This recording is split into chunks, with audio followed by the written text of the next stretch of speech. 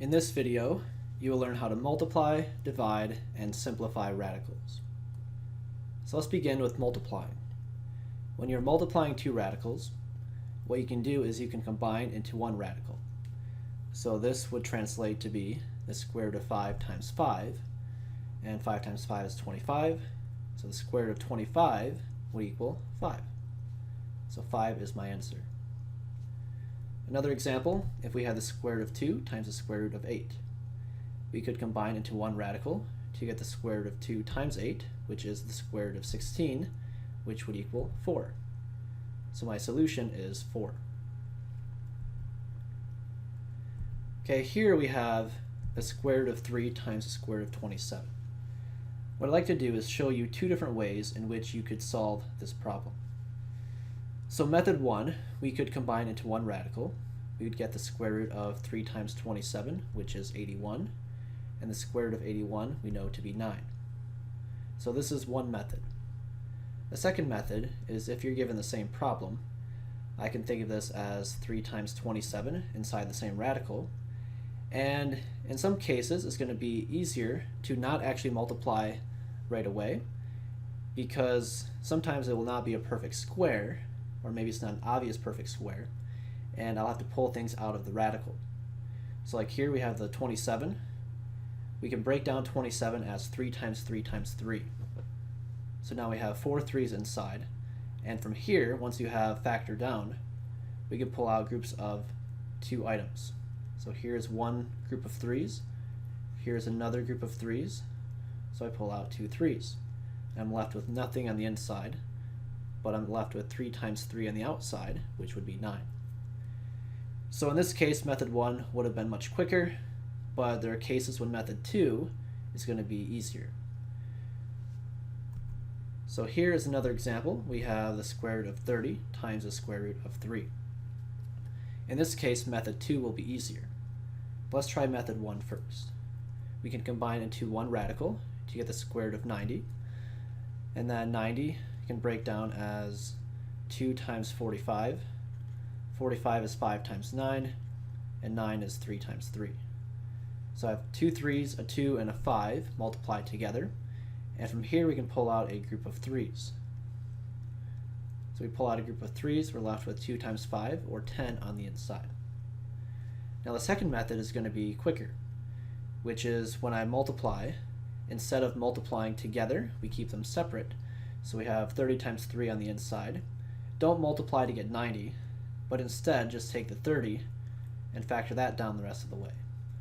That would give me 3 times 10. 10 is 2 times 5. So 30 would be 3 times 2 times 5. So now I have 2 3's, a 2 and a 5 inside. And again, I pull out a group of 3's, just like we did earlier. Now we have 3 times the square root of 10 on the inside.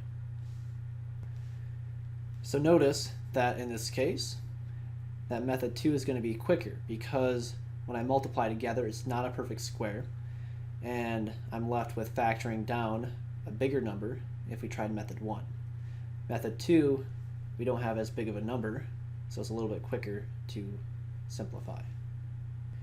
And there's actually a third method we could do, which is you take the 30 times 3 to get 90 inside of one radical. And then 90, I can think of this as being a product of 9 times 10. And I chose 9 because 9 is a perfect square. And I could separate this now into two radicals, the square root of 9 times the square root of 10, which would give me 3 times the square root of 10. So there's different ways you can get to the same answer. And it doesn't matter which way you use, as long as you get to the correct simplified form. Here we have another multiplication problem. We now have a number with a radical. So we have 2 times the square root of 3 times 4 times the square root of 3. This whole entire problem is all multiplication. We have 2 times the square root of 3 times 4 times the square root of 3. With multiplication, it does not matter in which order I multiply. So if I wanted to, I could do the 2 times 4 first, and then do the square root of 3 times the square root of 3 second. 2 times 4 is 8. The square root of 3 times the square root of 3 would be the square root of 3 times 3, which would just be 3. So what I have is 8 times 3, which would be 24. So now we have learned how to multiply with radicals. Now we need to learn how to divide and simplify radicals. So when you divide a radical, we have what's called rationalizing the denominator. What this is a standard way of writing your radicals. So for example, if we had 1 over the square root of 5, this is a fraction or a division problem with a radical. The standard way in which mathematicians write a fraction and radicals is they get rid of the radical in the denominator. And to make that happen, we do this process called rationalizing the denominator. So to get rid of the radical in the denominator, I need to multiply the radical by itself. Because if I multiply the top and the bottom both by the square root of 5, if we multiply that, in the top we have 1 times the square root of 5, which is the square root of 5, and in the bottom, the square root of 5 times the square root of 5, that would give me the square root of 5 times 5, which would just be 5. So when I do that, when I multiply, I get 5 in the denominator. So notice we now have no radical in the denominator. So this is my rationalized form of the original fraction. And by the way, we can multiply top and bottom by the square root of 5 because this right here is actually 1. Right? Anything divided by itself is 1. So what I'm doing is I'm multiplying by 1, which does not change my actual answer. All I'm doing is I'm changing the form of the answer. And this would give me my rationalized form of the original fraction. Let's try another example. Here we have 2 divided by the square root of 2.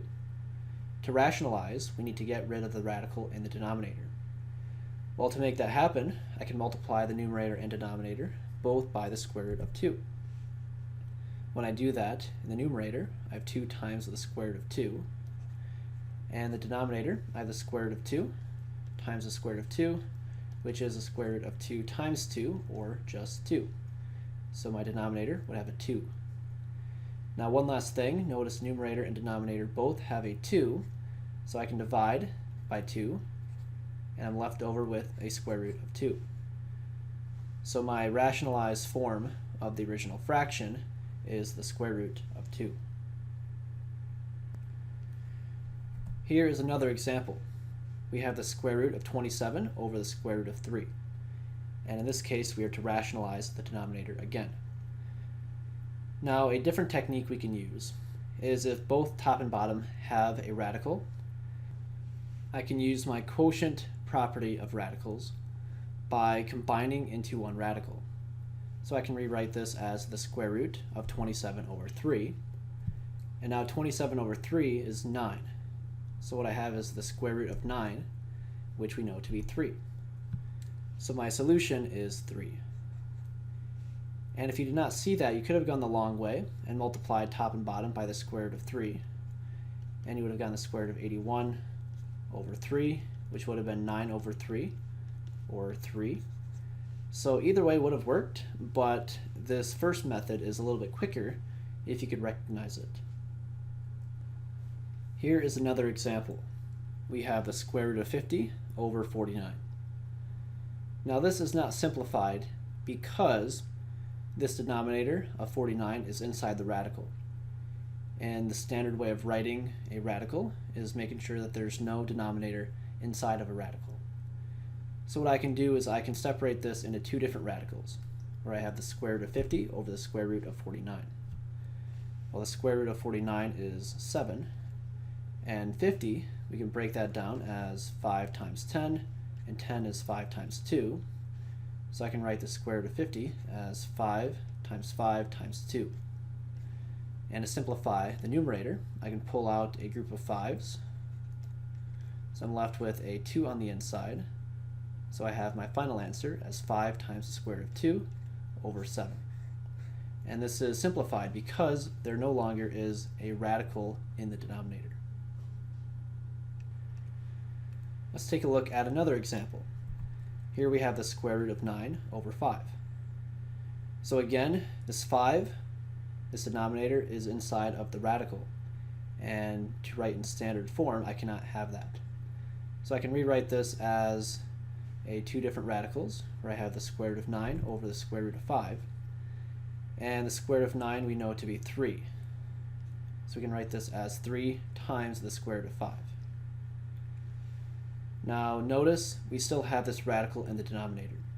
So to get rid of that radical, I can multiply the top and the bottom by the square root of 5.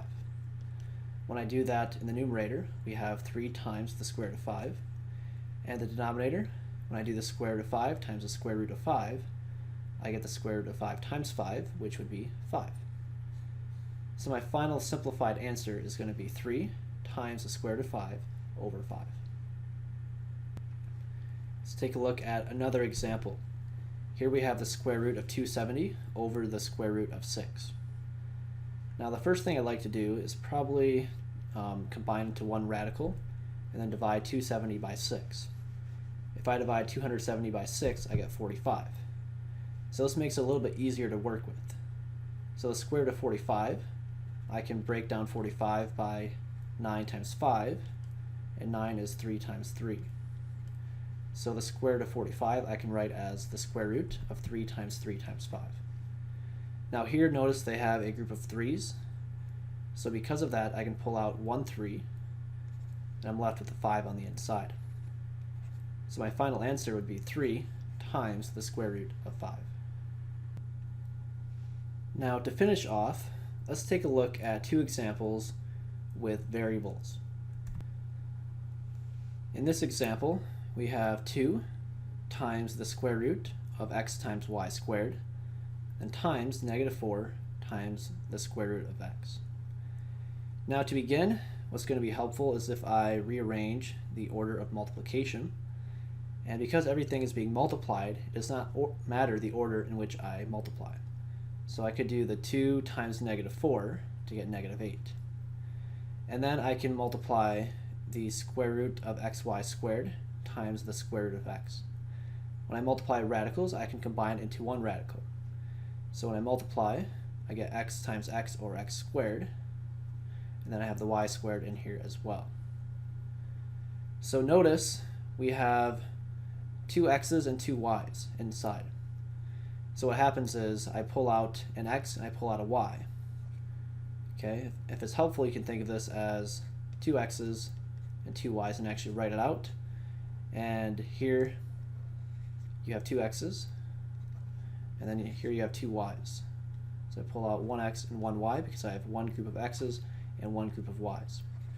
So my final answer would be -8 times x times y. Here is one more example. We have the square root of a times parentheses 4 minus the square root of a. So what I can do is I can distribute. So the square root of a times 4 is 4 times the square root of a, minus the square root of a times the square root of a gives me the square root of a times a. So the square root of a times a would just be a. Right? I have 2 a's, I can pull out one of them because I have one group. So I pull out 1a, I'm left with nothing inside, so it leaves me with an a outside. So my final answer after I multiply is 4 times the square root of a minus a.